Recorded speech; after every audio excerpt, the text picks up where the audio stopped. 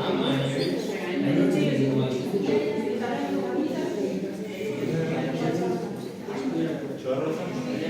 are building paper, recycling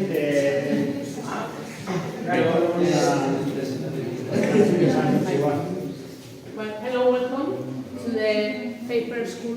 Well, this was the old paper school. People were learning here how paper machine. I don't know if you saw the paper machine. No. But we also do kind of other activities. These are students from a town nearby, and they've come to see us and to do this activity with us, and you are going to do the same tomorrow. Yeah. So what we have done is to take this fabric, I don't know, these milk containers, milk or juice containers, cut them into pieces, then separate the paper from the aluminium foil and plastic bits, and then get the paper pulp and then make paper. Yeah? What's that? Yeah. The paper can have different purposes. Yeah, this paper is not used for maybe for drawing or for writing. It's more for decoration or maybe for a cover of a notebook. So yeah, what we have here is mainly paper-based, but we also do other activities with the students. We also purify water, yeah, like in industry, there's always wastewater and you need to treat it to get it back. Also, no? And we also make other products like shampoos, or we also make paints or biodiesel. Some other students are doing that. You can see them in the lab and I can show you there. And in the paper world, we also have a lab here that works with companies, so paper factories or other factories that work with paper, and contact them and they kind of do some work for them. Now that all these cardboard boxes are so important to Amazon and all these delivery companies, they need cardboard boxes. So cardboard boxes are in a big kind of, they need to be tested and they need to comply and they have certain like, they need to be in a certain quality because they need to have, be able to have it some way or anything. So all those tests, they do them in this lab. But tomorrow I will show you more this area. Okay? Paper makina, bai, baina hauekin ja bukatzen nahi nahi, bukatzen dut eta bai,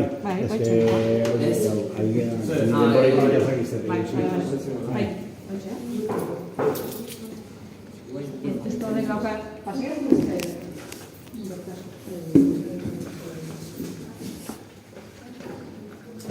Norbait jo gatzen zate papera egiteko? Hau, jen. Biolitzen, no? Zorako bitu. Hori jaso. You will do this tomorrow, don't worry. Don't worry, don't worry.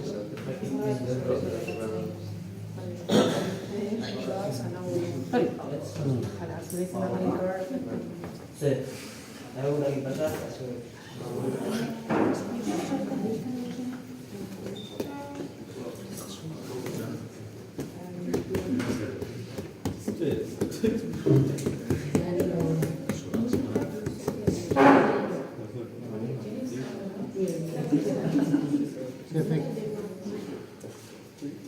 ¿Tiene nada?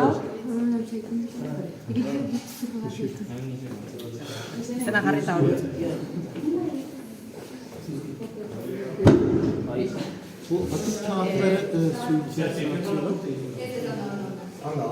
Zuei hautatu zu, ez da?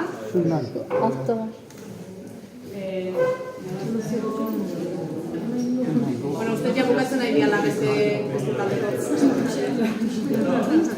I will teach you tomorrow. Don't worry.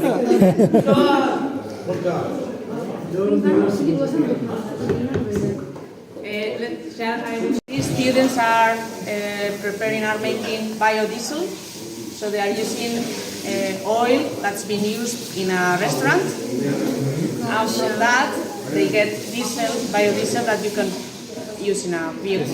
Yeah? So this is the dirty oil that's been used for cooking. Yeah? It's not the new oil, it's used oil. And then you see those containers over there, or over there, they are separating, they have done the reaction and then they are separating to get glycerin and biodiesel. Ürünleri reaksiyona bu gliserinleri parçalarına ayırıyorlarmış. Sesinizi biraz yükseltin. Ürünler reaksiyona tepkimeye girdiği zaman onları ayrıştırıyorlarmış. Tamam. Ben dur yavaş söylemesini söyleyeceğim. Biyodizel. Sapın yeşilliği kullanabilirsiniz. Bravo. Ha, bunu bu okul yapıyor. Düşünün.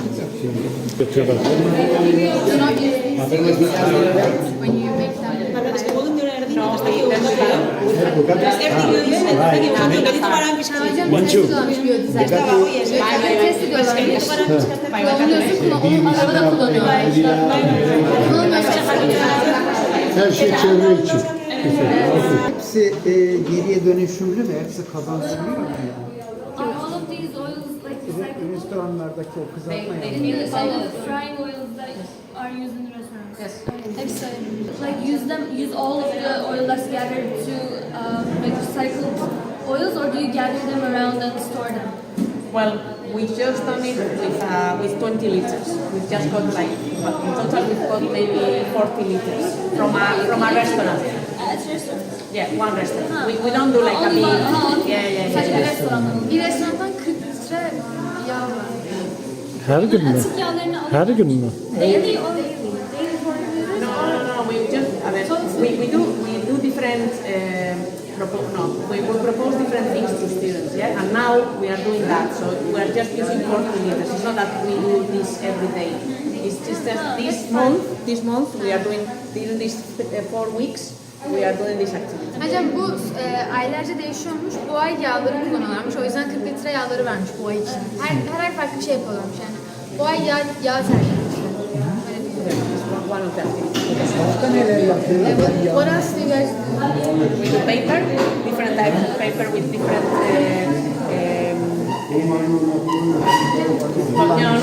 From the. like oily paper that you have. No, usually paper, but we recycle things or we use different plants. By bananas. The banana skin or the pineapple, the rum, or the peeling of the orange.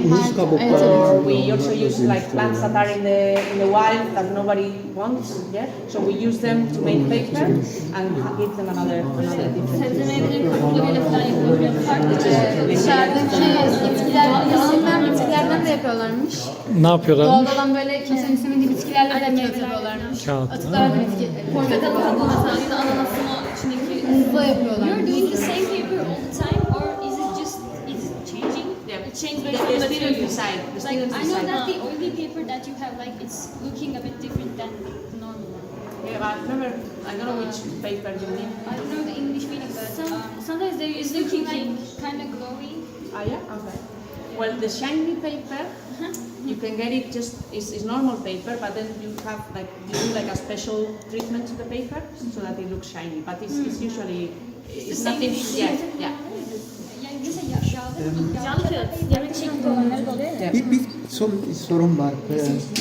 Bu deneyleri yaptıktan sonra öğrencilerin, kendi öğrencilerin keşfettiği, daha önce başkasının yapmadığı bir şey var mı ortada? When you do these experiments, did you guys ever discover something that someone else did?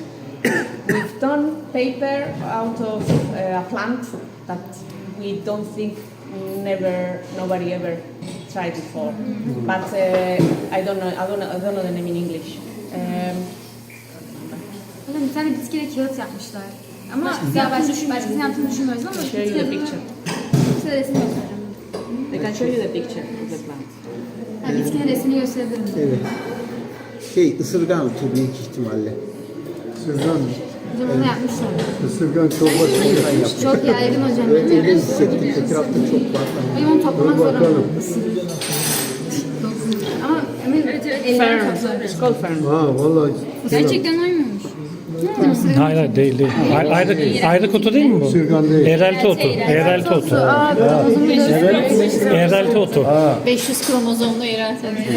It's very typical everywhere here, no? And nobody knows what to do with it. So we tried it. It's quite hard. İlk şıkkı genelde But bu şekilde papers. No, it's not good for writing or anything, but it's quite good. You can put it, heat it up to quite high temperature, maybe 150 degrees, and it doesn't change. So you're it using could be it for quite baking? maybe, but we haven't tested it, but we've used it in different things, mainly for decoration, because it's a very dark paper, so artists also liked it, and they have made some paintings or some other things. Yeah. I mean, it's been mainly used for artistic purposes, but we tested it with an electronic printing, that they needed to put it up to 150 degrees, and the printing was good, and it worked, and the paper didn't degrade. Ya da çok sanatsal amaçlı kullanıyorlar. Koyu bir renkli kağıt olduğu için ve çok fazla hani üzerinde şey de değil. Yani daha çok dekoratif Yazılmıyormuş. Üzeri sıcaklıkta koymuşlar, değişmemiş. şey de daha çok böyle tuval gibi hani resim tarzı şeyler için dekoratif sanatsal şeyler. Geri dönüşümden beyaz kağıt yapılamıyor mu? Can you not make white paper out of recyclables? You need to use some whitener, some reactant that can whiten. Beyaz açık kullanılıyor. So Herhangi bir boya eklemesi yapılması gerekiyor. Igual.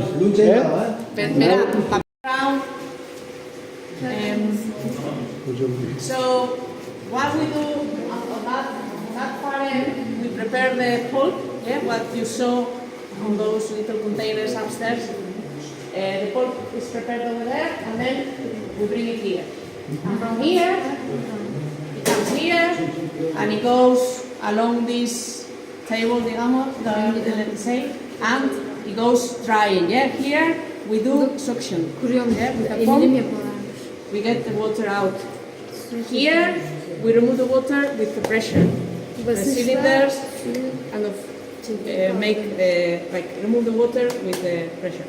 And in that other part, with heat. With heat, yeah. Yeah. Those cylinders get warm they have oil inside. They get warm, and then the paper goes through them, and it gets dry. And then you collect the paper at the end, in the far end, in a cylinder. Yeah, so you turn it around, and you collect it, and you get the cylinder. Kurutma mı yapıyor orası? Kurutma şeyi nerede? Hangi alanda? Where does it dry in the heat? Yeah, everywhere. So first we start here with suction. Yeah. There's a pump. Orada basınç. İçeri girince sıcaklıkla o çarklar içinde yağlarla ısınıyormuş. Kağıt da böyle geçerek ısınan ısınan geçiyor. En son hafta anlamadım. This is the only machine which learn students using making paper in Spain. There's no any other one. Only machine. Yeah. Only one Yeah. for all the Spain. So it used to be. What kind of paper? You can do different types. What we do is recycle, because you need quite a lot of pulp, you need quite a lot of quantity to test it. So we use probably cardboard or any easy. But then the students sometimes decide to do something special. So we've done something, maybe we have incorporated some straw. That is dry, like dry. Grass. Yeah. Like grass. Or we wanna test also, what was the other thing? We've tested different things. I can't remember now. A bit of the fern as well, the one that I showed you before. So you can do, in theory, you can do many things. The problem is that it's very old, and we are taking care of it. And now our company is helping us with it. So we are gonna elevate all this up, and then we are going to be able to reuse the water, because this machine needs a lot of water. Yeah. it uses water and then it removes water. So there's a lot of water, and we don't reuse it. Yeah? We just throw it away. So we are gonna do that, and then we are gonna improve the way of drying here because we can't control the temperature very well. Yardım ediyor yani bunu büyüteceğiz. Şeyden recycled olmamış oluyor. Bunları atıyorlar suyu, sonra geri tekrar kullanabilmek için geliştiriyorlar. Suyu mu? Atıyorlar şimdi. Şimdi iki versiyon atıyor ama anladığım kadarıyla bunu aynen şey yapacaklar. Bunu yükseltip herhalde bir şeyler değiştirecekler. Suyu tekrar kullanacaklar. Aynen ben öyle anladım.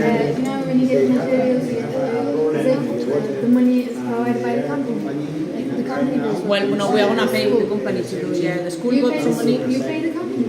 Hocam okul şirketi ödüyormuş. But we got some money from the Spanish government. Ha hocam belediyeden paraları varmış.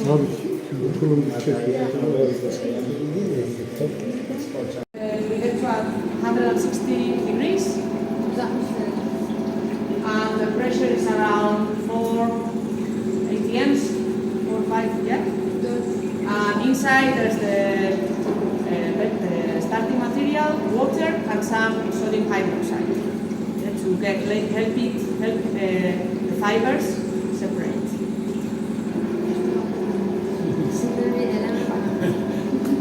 So we cook the starting material, and then we clean it, okay, we wash it, and then we take it, we put it here, which is like a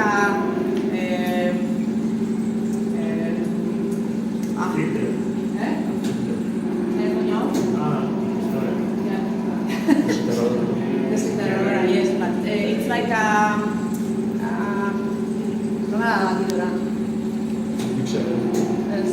well, it kind of helps separating the fibers. Yeah? The fibers are cooked, they are soft, and then you kind of mix it with water, and the fibers kind of separate.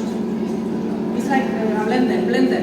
You know the blender to make a puree or a home? Like this. This is a small one.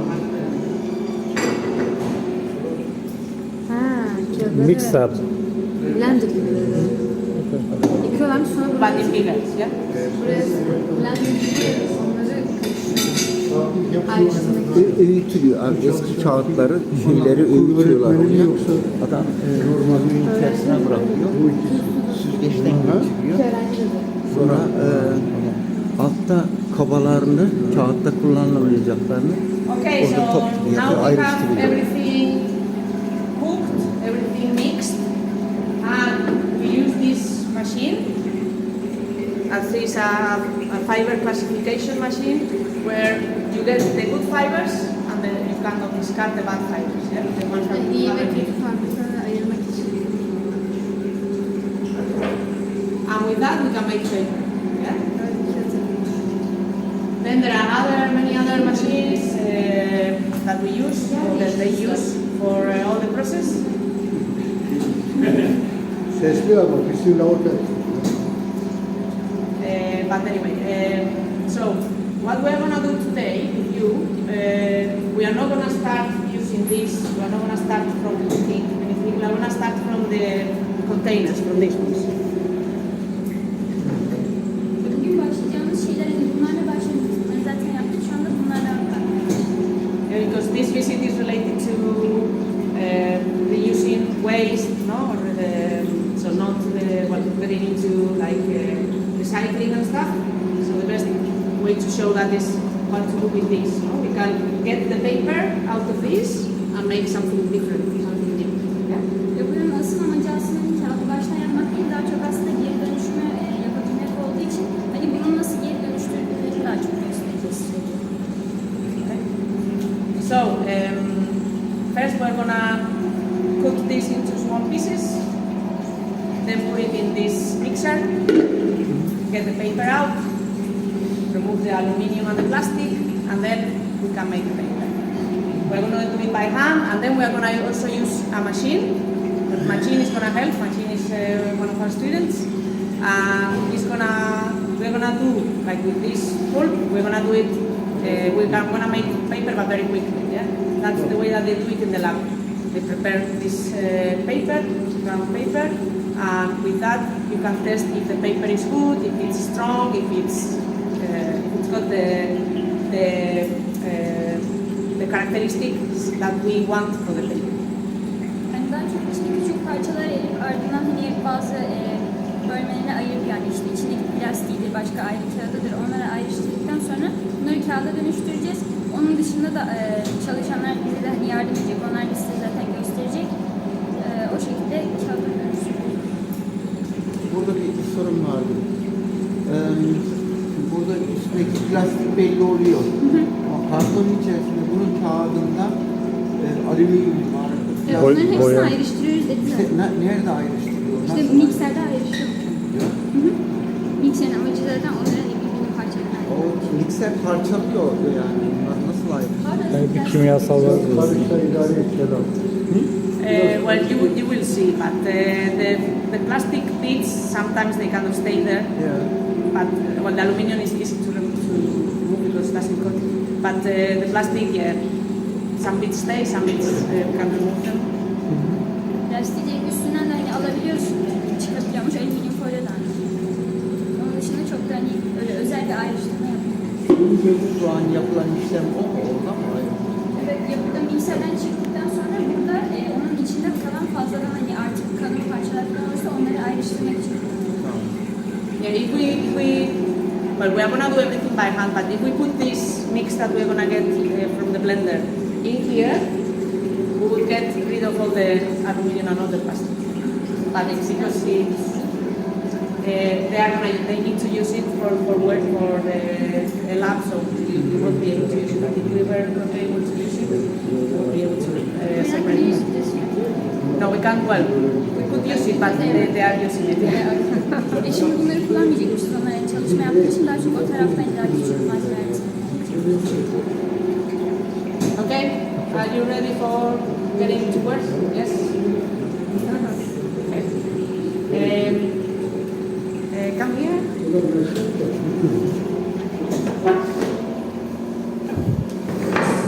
Stay around this table.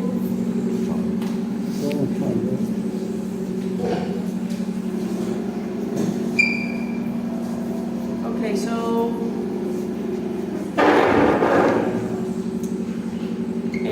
half of you can start with machine in this paper machine, yeah? And the other ones stay with me for the starting the yeah? So for example, starting okay. Yeah, so you can start with machine. And the others.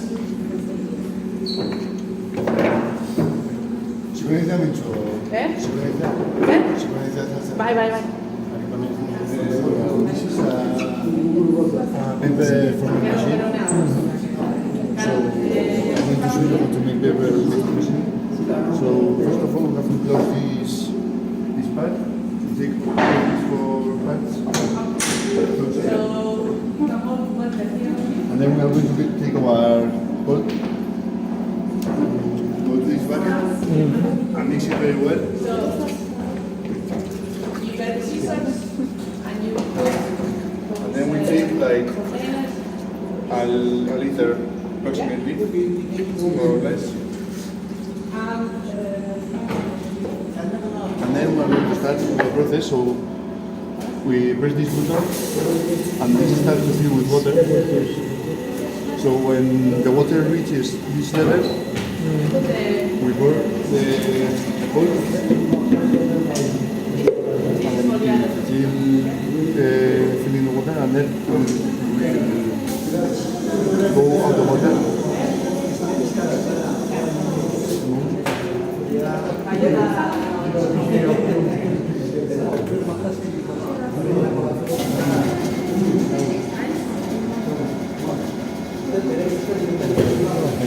So you can see the paper is formed.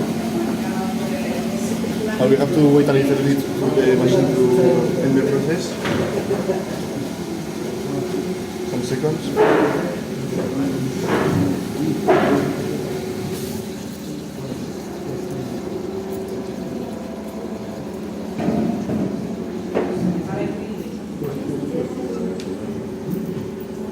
Bu kadar mı?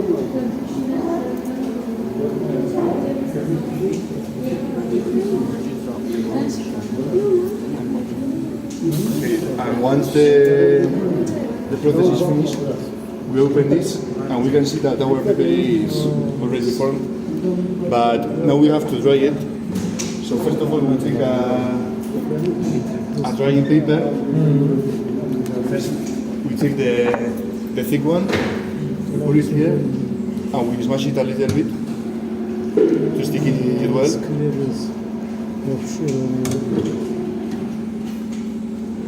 Then we take this metallic piece and we hit it here to get it out. Then we take a thin paper, we put it and we take it to the dryer. And then we push this button and press until it reaches this point. And now we have to wait 5 minutes approximately to dry the paper, and that's all the process. Now if you want to try it, someone? Çok mu az? Yok ya. Sulu. Anyone? Deneyim mi? Okey deneyim. Please try the paper. Someone has to try it. Can I try? First of all, you have to close this. Şunları You have to close it. İçinde galiba.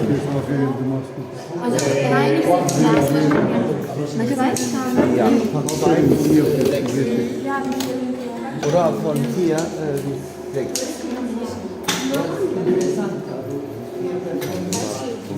You have to lose it both at the same time. Aynı anda yapmamız. Am I supposed to like attach this one? Yes, like this. You have to take both and close it at the same time. Yarısına kadar falan. 1 liter. Biraz daha az bence. Biraz daha az. Okay, now you press the green button. Yes, there. And when the water reaches this level, you put the bottle. Here, approximately. Now you have to wait. Faster. Now you have to wait to the end. A little bit.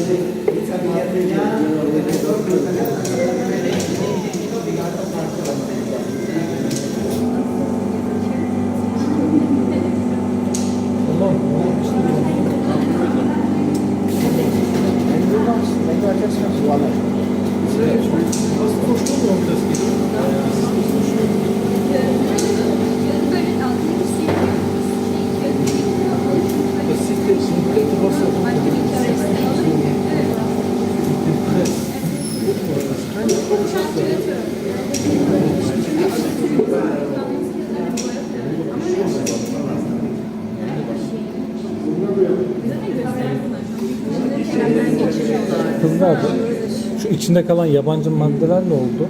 Az önceki içinde kaldı. What about other like pieces? This is plastic. Oh, that's plastic. Tamam, onları nasıl ayıracak onu?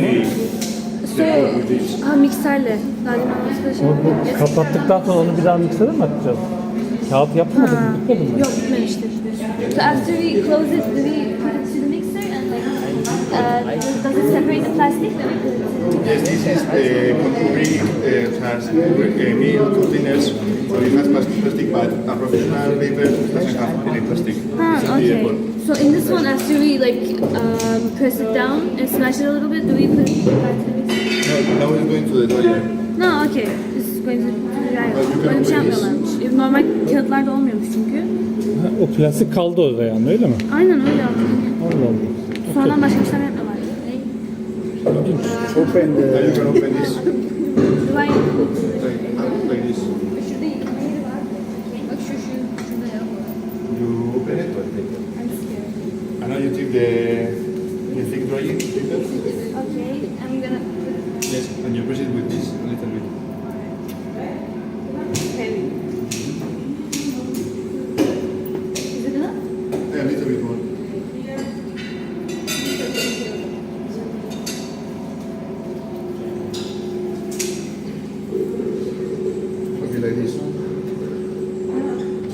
this. Okay. Now it's gonna be steering. And now you take a thin paper and you put it over.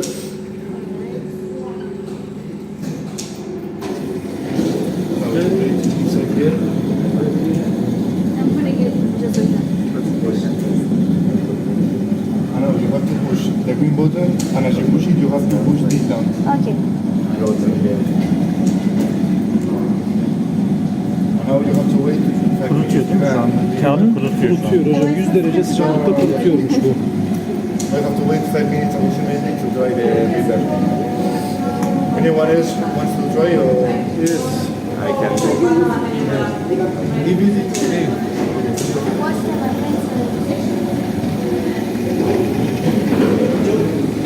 Ne yaptınız? Kesilen şeyleri içine mi attınız? Kesilen kağıtları buraya koyduk abi. Koyduk. Oradan su aldı. Şuraya kadar doldurdu.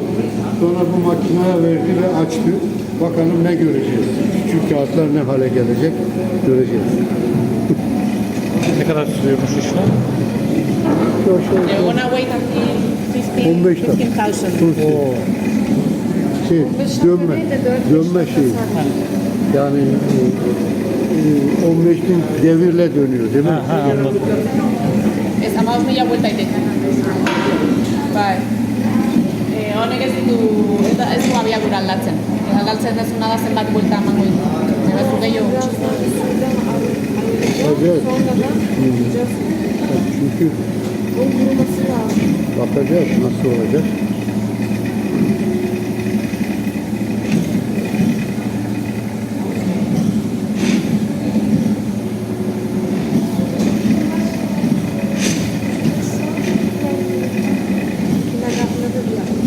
Ya, bakıyorum ki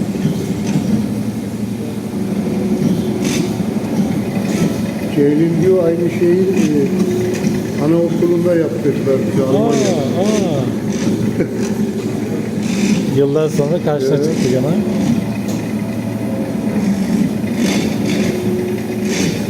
Baksana ne hale geliyor.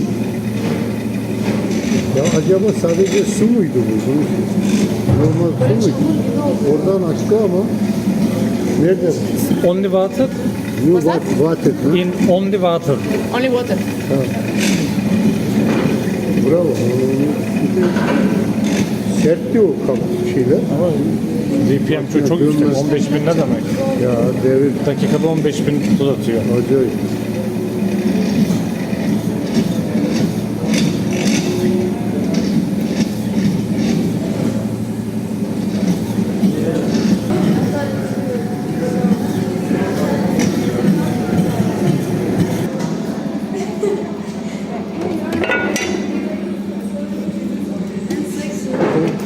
Acayip oldu Celal, hamurlaştı. Hamurlar.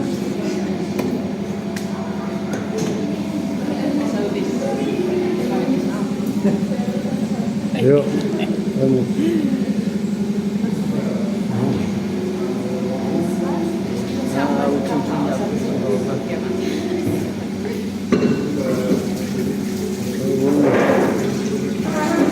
bak nasıl naylonlu var. Bunlara 100 sene bir şey oluyor ya naylon. Demek işte yani diğer kağıtlar hamur. Yani akıllı iş istiyorsun. Düşünülür. Alüminyum parçalar. Çekinmeyin, sıkılmayın. Masaya. This is the aluminium and the plastic bits, yeah, you see? Now is the fun part. Now is to Elle mi take them out. ayıklıyorsun? Hocam bunları şeyle ayırıyor değil mi?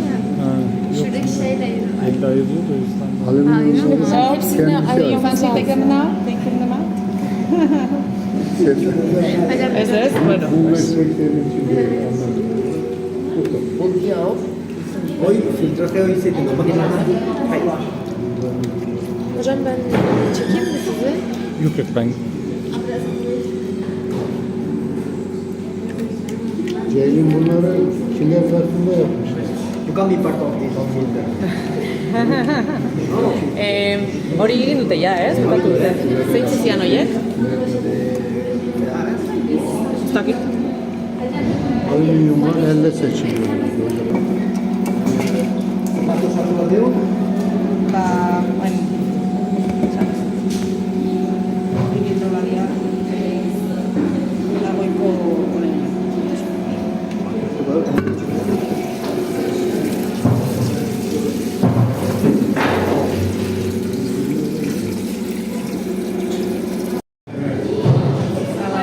Bakın ne hale geliyor.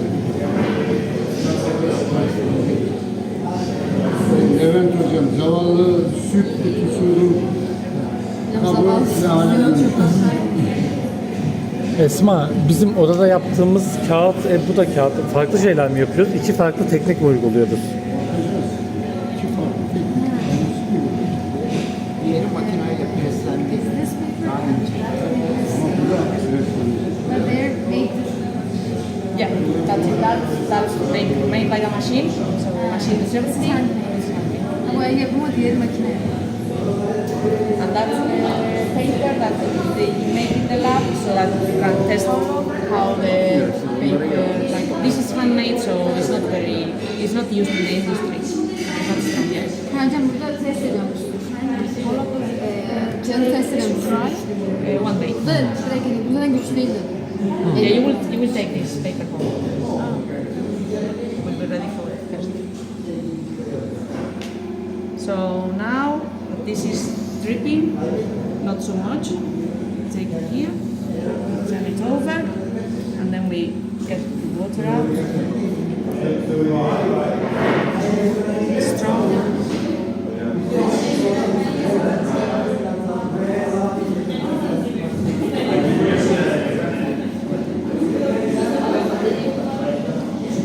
The best possible, mainly the corners.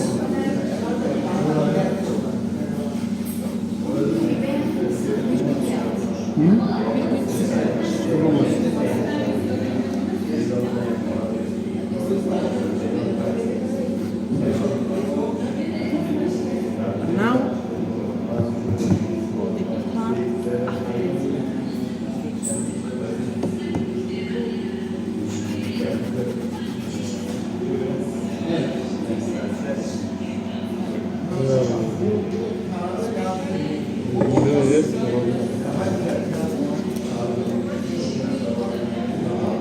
then we transfer it here so that it dries better.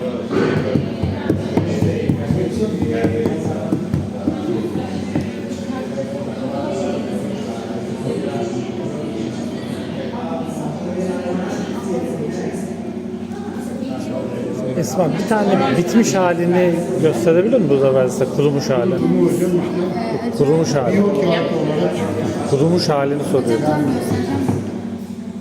evet. Büyük olarak çıkar. Kim yapıyor?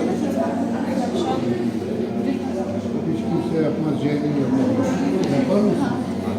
Sen yapabilir misin? Well, this is Gördün mü? Hemen göster şöyle.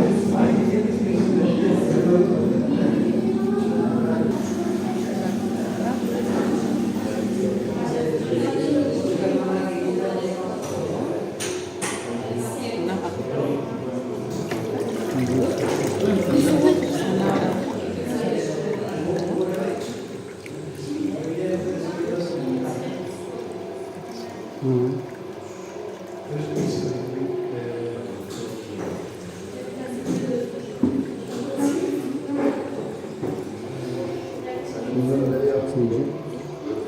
Görüyor musun?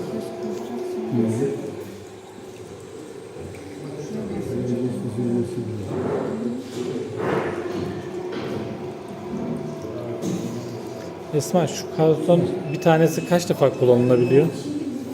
Şunu. Hocam bu kesinlikle alkolü. Şunu. Hayır.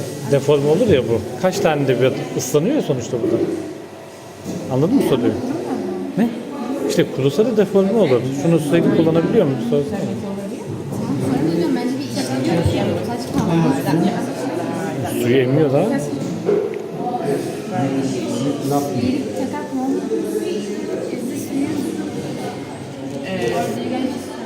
Yeah, well, this lab that works here. They take samples from these pieces of cardboard and we use this because it's for the ink. So we Efendim arkadaki levhaların biri de burayı kullanıyormuş. Bunu atıyorlarmış zaten. O yüzden biz de bunu kullanıyoruz. Hep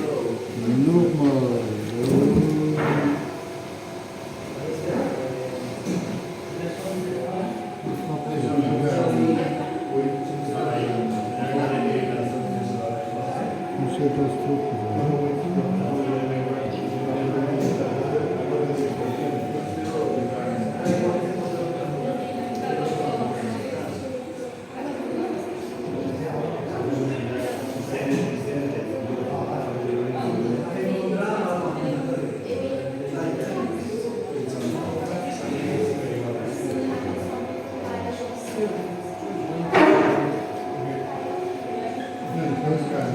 as you right now.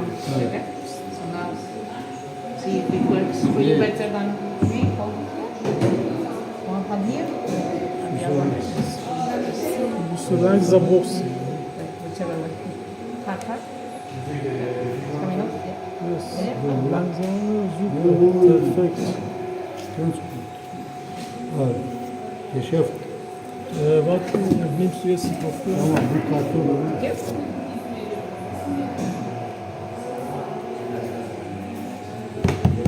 Sonra gerçek yüzü çıkıyor. Çek.